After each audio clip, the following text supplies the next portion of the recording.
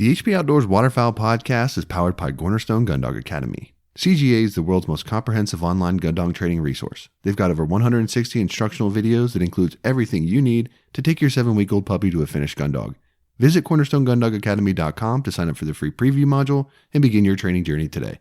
Cornerstone Gun Dog Academy, the most advanced gun dog training resource on the web. You are listening to the HP Outdoors Waterfowl podcast.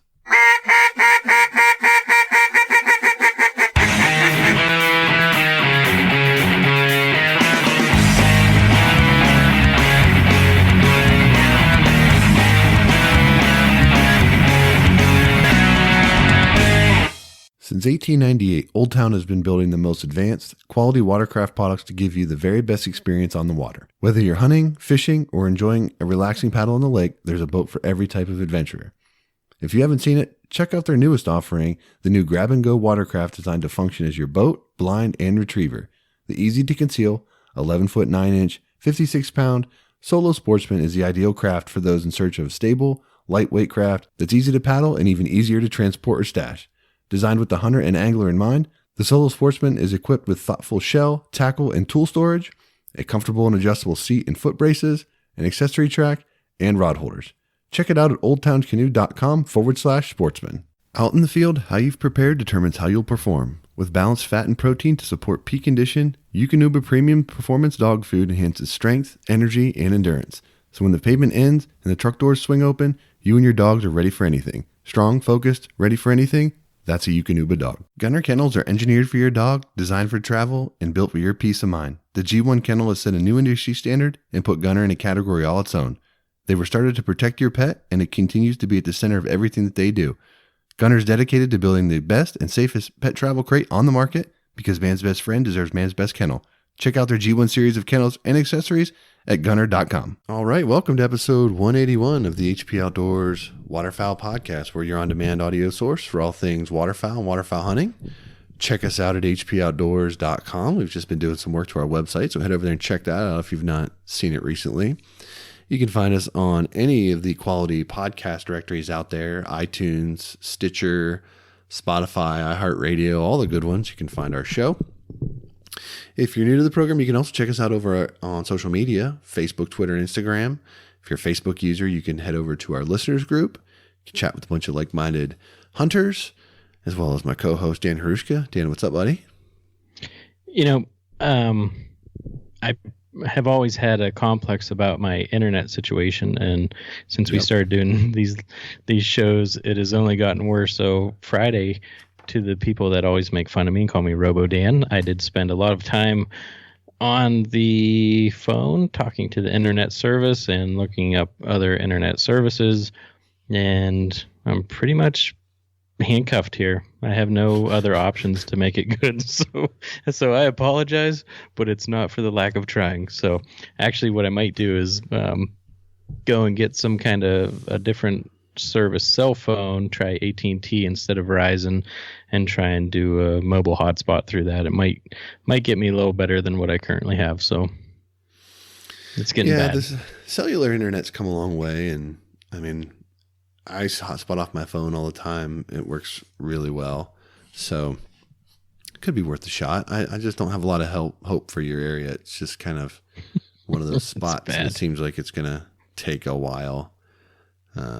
If you ever get it, I don't really know. I don't know what the plan is. I don't know what would, I mean, maybe this 5G stuff will help you out, but there's certainly no incentive for companies to run fiber or anything to where you live, because there's like one person per like 400 acres or something. So it's like, yeah, not real that's true.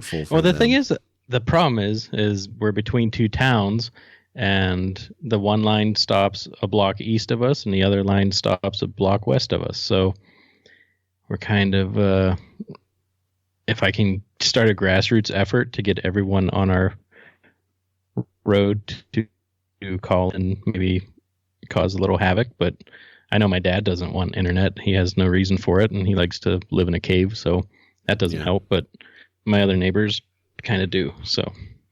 Well, it's very timely that you were describing that, and your internet just kind of roboed while you were describing that. So exactly. Hey, it is what it is now. Yeah. Well, I mean, the interesting thing is you guys can could do virtual learning with your daughters at home, but you can't podcast for some reason. So not sure what's up with that. The Zoom calls, usually Zoom works pretty decent. The virtual learning, it's not like that's not a Zoom, so they gave us assignments that we could just go into different websites and do the lessons and have them take the test afterwards for what we taught. So it's a little different. Or they read books and then take questions online, and that was kind of their exam for what they were doing. So I'm not sure what the older grades do, but for us it wasn't that much interactive and live video streaming that we had to do. Yeah. We do, my son has like in-person class twice a week for like 30 minutes, and then they have music once a week, which is always fun. Are you guys done? Wednesday is our last day of school. Oh man. Yeah, we're done now. Yeah, this week, I mean, I think the last couple of days is going to be catch up. Nothing's required to be turned in. I mean, they're not grading the end of the year anyway, so you know, it's just kind of closing it out. So my son's definitely pumped up for that. He is, he's ready to be done with the homeschooling stuff. And the good news is, while Virginia seems to be kind of slow, particularly in Northern Virginia where I'm at, we are in phase 1, and we will be able to have baseball practice next week, which is good. We're limited to 10 people on the field at a time. So we'll be doing it in groups and stuff like that. But at least we're going to be back out there. And we're hopeful that phase 2, whenever that comes, will allow up to 50, I think, people at the field. So we should be able to start getting into some games, which would be awesome. Man, you still have to restrict spectators if needed. Yep, definitely. Now, do you do a bunch of stuff at like complexes where there's multiple fields, and how almost all of our stuff is like that? So is it 50 people per field or per complex, or how does that? I assume it's per field. I mean, because, you know, you're all very spread out and everything, right? The issues, I think, in those situations are you can't have concessions. What do you do for bathrooms? You know, making sure the families are all spaced and everything. That's the big challenge. But, you know, that's stuff that, you know, parents will have to figure out. It actually makes me want to try to live stream our games to like our team's Facebook page or something, so people can watch from home that, you know, might not be able to come in person or something like that. Yeah, that's a good idea. I hope you have better internet than I do. We do. I mean, AOL was born like right up the road from where I live. So like, someone told me, and again, this could be wrong, but we got data centers like all over the place. Yeah. Someone told me at one point like 70% of the world's internet comes through like the Northern Virginia area. That's probably wrong. I'll probably get fact checked and corrected, which is fine because I don't know what I'm talking about. But I know there's a lot of internet traffic that comes through here, and we got data centers popping up all over the place for that reason, because they can tap in real easy right here. So yeah, lots of interwebs. That's pretty cool. So not this past Friday, the Friday before was our kids' last day of school up here. And I kind of gave the kids a week off, and then this week, starting Tuesday, I'm having them go back 2 days a week. So Tuesday and Wednesday, they go back to daycare center that's been open for a week, and there's been no increases around this area at all. So it gives me a couple days to travel and get work done, and then do the rest from home on alternate days. So it's just tough juggling schedules and trying to figure things out and still be productive. But yeah, I mean, the good news is, though, at least you have the flexibility to juggle. You know, like right. You don't have to be in an office from 9 to 5. So right. that is nice, and doesn't make it necessarily easier, but it's nice to have some options. And yeah, I mean, it's been tough with you going back to work. Like, we haven't been able to like brainstorm as much on topics and stuff. And this week, this is a tough week for us. I mean, we're full on in the off season. We've got things going on in our personal lives that are keeping us, you know, occupied and things. So, you know, we struggled with the topic this week. And in fact, I'm not really sure we have a topic per se. There's going to be some things we're going to hit on and chat about, and maybe it'll come up as we have conversation. But, you know, we're just like everybody else, you know, starting to get hot and just hitting the dog days, and usually the summer for me, the dog days don't start till a little bit later in the year, but because we've not been able to do baseball, we've not been, really working or doing anything. It's just like, it's Groundhog Day, man. It's like wake up, schoolwork, wash, rinse, repeat. And my younger daughter, I got to like just keep track of her all the time. So it's constant. It's exhausting. But the one thing I did want to hit on here, kind of switching over to some duck related topics here now that we're like almost 10 minutes in. For those of you that are in our Facebook group, you know what I'm about to talk about. But if you are not, you can head over to our Facebook group and check it out. But we run a monthly photo contest per se, that the winner gets to be placed into our banner in the group and displayed their work. And it's just an opportunity to recognize, those that do great work. And sometimes they're themed and sometimes they're not, and all that stuff. But I mean, we've said it a bunch of times in there, but just for like the greater good here, the amount of quality photos that come out of that is quite staggering. And it's very difficult to win that. As minor of a thing as it is, like, it's incredibly competitive. And I feel bad because God bless him, but like, you'll get a guy that has a great photo that he snapped on his cell phone that is a great photo, but from the beginning, I'm like there's just some heavy hitters in that group that is going to make it really tough to pick that one. You know what I mean? And you just see some really, really impressive photos come out of there, and it's just awesome. It's one of those things that helps kind of get through these times where you can check out good photos, and sort of they're the type of photos that immediately take you to that hunt where you can sort of feel like you're there, and you kind of can feel what the deal was kind of at the time. Yeah, and I think one of our first episodes was about photography, and going way back. I think number one might have been actually photography. Good, yeah. We've had several since then too. But it's definitely something that we enjoy, and I think we're both pretty good at. And I've now limited it to some of these guys that have tons of shots.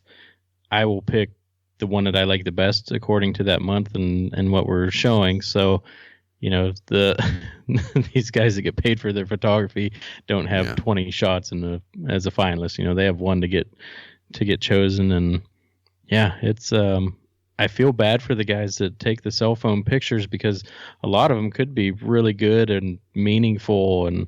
But that's one of the worst things, is picking the finalist from the group.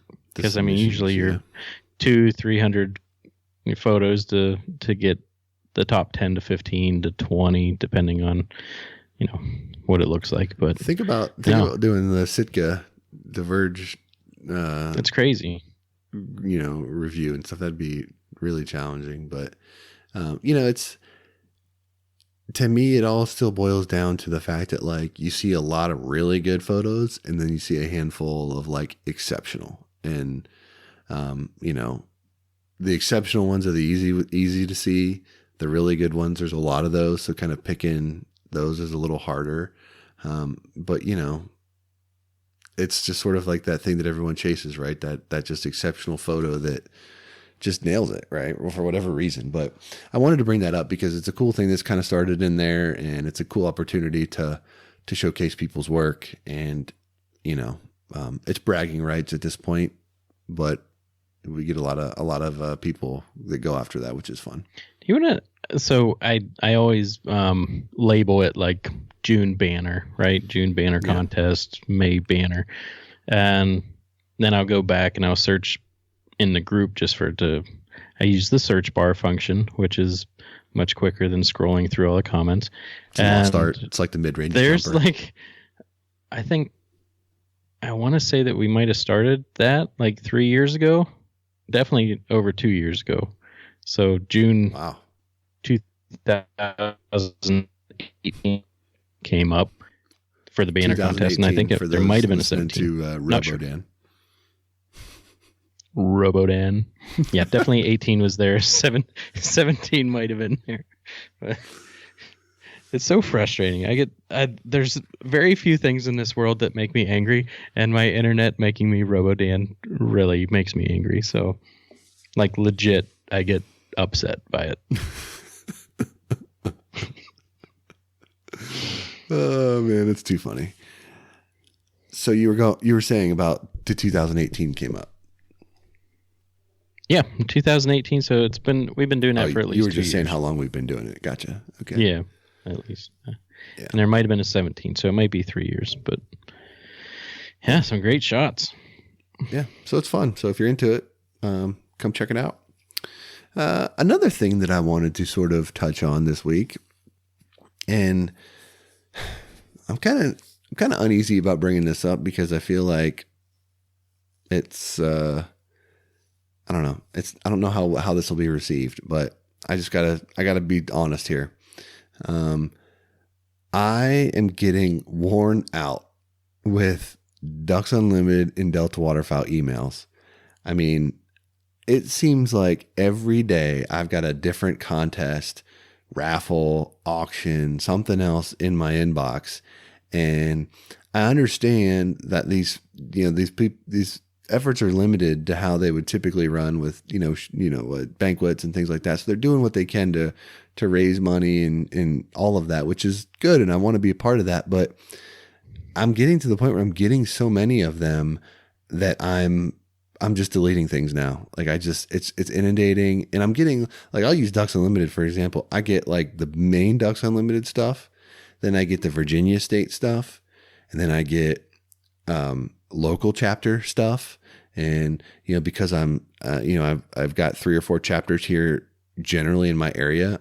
They hit them all they hit the whole database of our area. So I get from like a handful of them, and it just seems to be a lot. And I guess what I think needs to happen here is that, okay, maybe I'm on an island here and everyone else loves them and it's been super successful and like they're crushing it with revenue and they're happy with it or whatever. But I suspect that that's not the case. I feel like there needs to be some outside the box thinking here and some different ways to engage people in supporting these efforts, because I feel like the blast email is just a lost art at this point, and it's just a dying way to engage people. I mean, maybe I'm wrong. I don't know. What do you think on that, Dan? Have you noticed an uptick in all of these types of emails? There definitely has, and I don't think it helps that we both have like individual HP emails and then the company one, so we probably get hammered twice as much anyway, plus our individual accounts outside of HP. I don't know if you signed up for all of them. Don't get me started on that, because I'm fairly certain you've signed my HP account up for some pretty shady stuff, because I get some pretty interesting emails that are spamming that account. So I get the block function on steady with that. I mean, it's just the HP account. I was going to say that about you. Shit. Yeah. No, my HP account is pretty decent. My Gmail, my personal Gmail is squared away, but that HP account is just a dumpster fire. Yeah. Not on my end. I don't know, Dan. Well, now that we bring this up, you're going to get trolled with all kinds of stuff. Well, I mean, I'll be honest with you. I've had to question you a few times on, I go to the HP Instagram and I go to search something and I see the photos that come up as suggested, and I'm like, oh, Dan, where you been surfing, bro? Like, you're thirsty. No, I'm telling you, I don't need that. I don't need that junk. I was like, okay, Dan's been surfing. No, a lot of time off, I guess. Yeah, no, it's funny, but yeah. So the email thing is, I say it just because I want these efforts to be successful, and I just don't think that.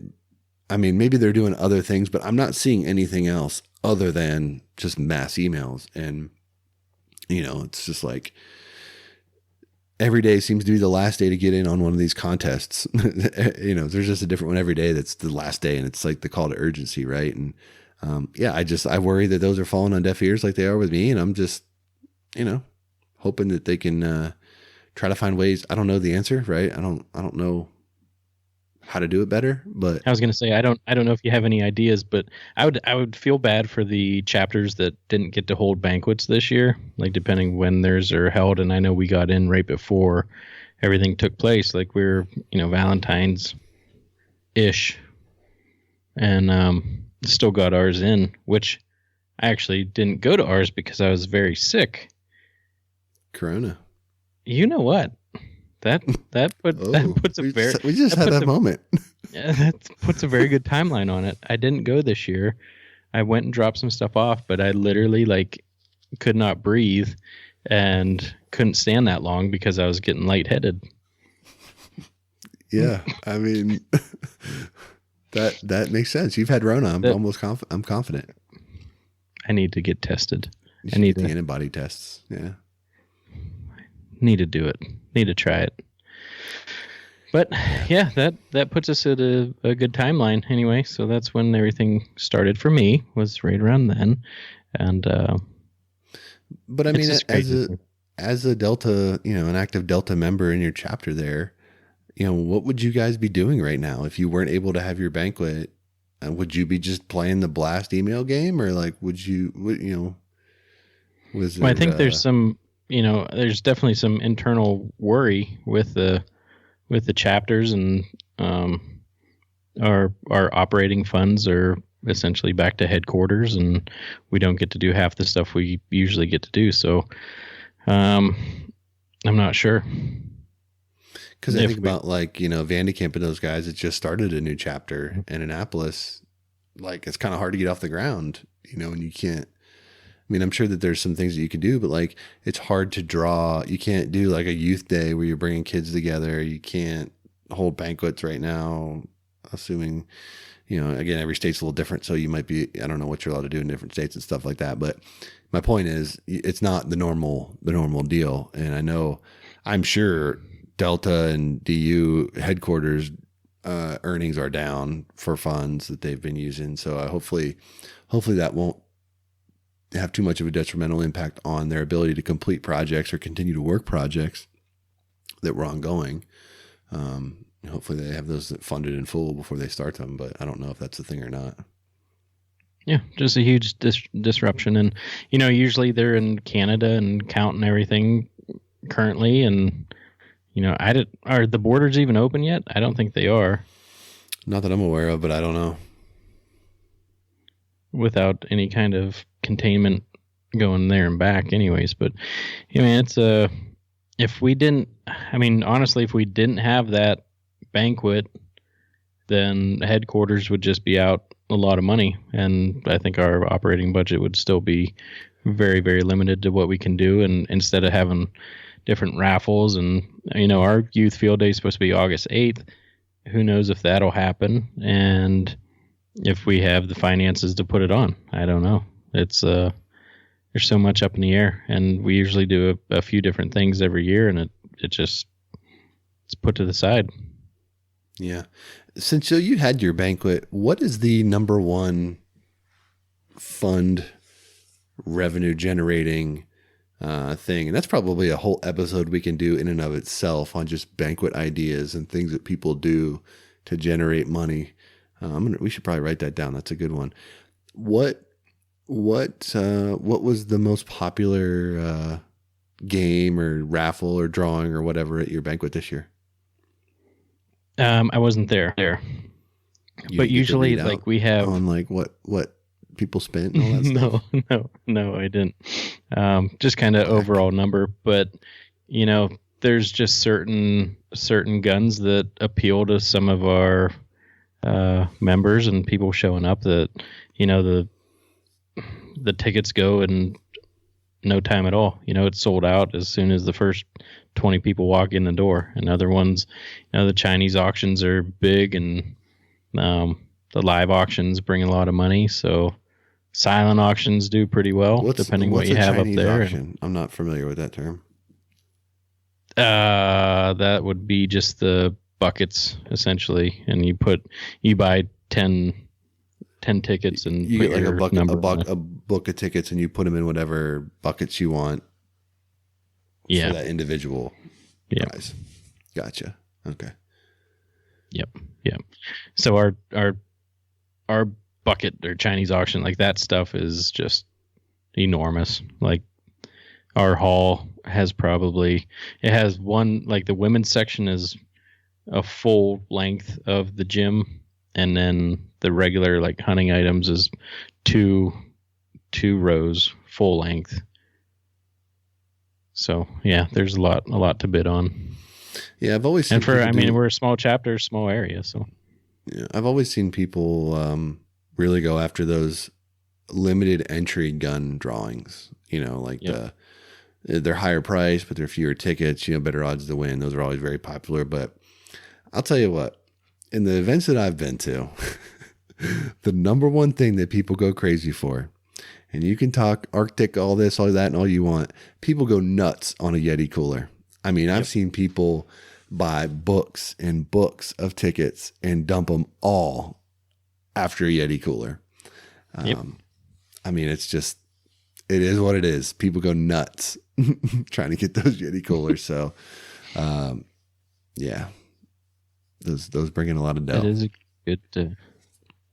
It is a good future one. You know, what kind of guns, you know, because we sit down with our members and we talk, you know, should we do some rifles? Should we do some, you know, low caliber rifles, high caliber rifles? Should we go shotguns, single shot, over and unders? And when you come down to, you know, you have this much budget. We would do pistols too and stuff. Like I remember one year we had like, you know, you get like Kimber, like 1911s and stuff. I mean, expensive guns, you know? Right. So. Yeah, and I still wonder sometimes how the same guys every year, either they spend a ton of money or they're just the luckiest dudes to be walking out with like 3 or 4 guns every single year. It could be a little of both, but yeah, it does seem like the same guys tend to win a lot of that type of stuff. But I think they drop just thousands. Yeah, they have to. Yeah, maybe we could do an episode where we get like a couple of either Delta or DU or both.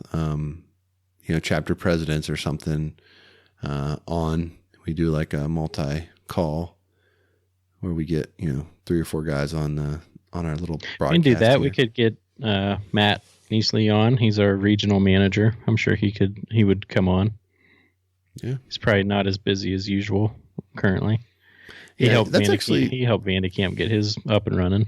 That's cool. Yeah, I've actually I've enjoyed the opportunities when I was more active in the local DU chapter before my kids and stuff started taking up more of my time. I always liked the regional guy coming and being able to give that more global perspective on, you know, just how the region is performing and how different areas run different games and how they do different things. And the other thing I remember them talking about is they'd go out to like Pheasants Forever and some of these other places that do these types of banquets and stuff, and they'll go out to like the Dakotas where they're huge and just see how they run them and take ideas from them and stuff like that. So it's always interesting to see how that always kinds of bleeds over. So I'm sure there's lots of guys that listen to the show that are part of their local chapter community, you know, committees and stuff, and would, you know, appreciate some fresh ideas and could generate some new interest and all that good stuff. So I think that'd be a good episode to knock out. Yeah, and it's pretty cool to hear him say, you know, like for our small town, you know, we fill up a little banquet hall and, you know, we come in over 30 grand, right? So the last 2 years we've been doing really well for our small area. And he's like, you know, there's some areas before anyone even walks in the door that they're already over 100,000, right? Yeah. Small but strong there. But yeah. But I mean, just, you know, different areas just pull in. And it's a ton of money they raise, man. So I'll put Matt's name down, and we should have him on and come and speak to. Well, yeah, and if you're listening to this, hit us up if you'd be interested in doing that. If you're, you know, chapter president or something like that, hit us up, and you know, that way we can talk about what works, what doesn't work, struggles, you know, just things that can help chapters be better. And in trying times right now, you know, I think that being open-minded to what you can do differently or better or more effectively is probably all good information to have. So we can all pull our heads together and see what we can come up with. Everything outside the email blast world. Yeah, I'm not a big fan of email blast, I'll tell you that. So, you know, I mean, and that's the thing. And this is what it all comes down to. You know, we deal with this in our world, you know, our little piece of the world, and others do too in the marketing world. You know, when you look at an email database or an Instagram account or whatever it is, you can look at how many names you have there, how many followers you have and all that. And that's all good. But that number means nothing when you blast that email out and only a very small percentage of that number engages with what you're sending out or what you're doing. So, engagement is the name of the game. If you've got 1 million followers and only 100 people read your message, my following of 2,000, but 150 read my message is a better reach and a more impactful end game for that, that purpose. So, getting people information and things that they want to engage with is what it's all about. And that's the challenge with, DU and Delta. That's what they're facing right now, and how to engage people and get them motivated to, spend time, spend money, spend whatever towards that end. And, it's a time of where maybe some people have more time, maybe some people have less money. Some people are having no income still, so a lot of different things are factored in. So trying to navigate that can't be easy right now. Yeah, when they depend so much on the in-person, banquets, and it just, like so many other people, the rug just torn out from underneath them. So yeah, I mean, people are into spending stuff. They're more easy to work with when there's an open bar. That's all there is to it. Yes, that's so true. When the limeritas flow like water, it's just send it. And limeritas flow like the salmon of Capistrano. Yes. That's oh man. Anyway, so the one bit of waterfowl news that isn't really news, but I found a article from 2016 that the University of Oxford put on, and I was down at the Beaver Pond the other day and saw one wood duck hen, and it had one little duckling behind it. So I don't know if that was the entire hatch or what was going on, if they were hiding in the weeds still, but that's all I could see. And I saw this thing, and it said, ducklings maintain 2 separate memory banks of visual information. So this is going to be it's going to be a heavy reading for the next couple minutes, and yawn. I'll probably robo out once or twice. Yes, yawn. But it's pretty neat. So, University of Oxford, newly hatched ducklings that are shown a substitute mother object with only one eye do not recognize it when they have only the other eye available. So essentially, if they know something with the right eye and then you blindfold that eye, they do not recognize it with their left eye. And it makes me just very confused to understand how they could be weary of any sort of danger if they've only seen something with one eye. If they're flying sideways, I guess they can look pretty easy. But anyway, ducklings and other fowl normally learn to follow their mother within a few minutes of seeing her through a process called imprinting. This process can allow a duckling to learn to identify any moving object present or presented to it during its sensitive period, typically within the first week or so after hatching. And I'm going to try and get out the stuff that's not needed. In this new study published in the journal Animal Behavior, ducklings were initially presented with either a red or blue duck decoy, which moved in a circular path while wearing an eye patch over one eye. Oh, we're crying out loud! Could you imagine doing? Could you imagine doing this? No. And I don't. Should I even continue with it? Anyway, I mean, you've hit the high note here, right? Like they have 2 memory banks, and I have to imagine, while that's interesting, like there's got to be very few things that they only see with one eye. But it'd be like, well, that's what I was saying. Like if the first time they see mom on the right hand side, fox comes out of the weeds, and they just take off. Like, is that not like the next time if they see a fox from the left side, it would not recognize it as danger? No, I don't believe that's probably true. I mean, I think that's a fight or flight instinct, regardless of what it is. That's, you know what I mean? Like for example, if I throw a brick at you and it comes at your periphery, you're gonna brace for impact. not knowing, even though you know it's a brick, you're gonna, this is gonna hurt. If I throw a beach ball at you the same way and it's out of the corner of your eye, you're gonna brace for impact. It's not a brick, but it's just your natural reaction, right? I mean, the duck's got to have a fight or flight sense. But I mean, I think probably in that scenario, I don't know how many ducklings are gonna outrun a fox at that point. Like if it's on, it's probably, within a couple days, it's probably not gonna survive that encounter. Yeah, I don't imagine. You're probably right. So anyway, if there's any biologists out there that know about this separate memory bank per eyeball in fowl and how that can relate to being a more successful hunter, I'm sure that it, like we said, gets weeded out over the years of the life of said duckling. But what you're suggesting though is the duckling is like swimming along, sees mom on the right side, and you're like, oh, hey mom. Swims in front of the duckling, crosses over to the left side. You're like, whoa, who's this? Who's that? Yeah, I'm not sure that's how it goes down.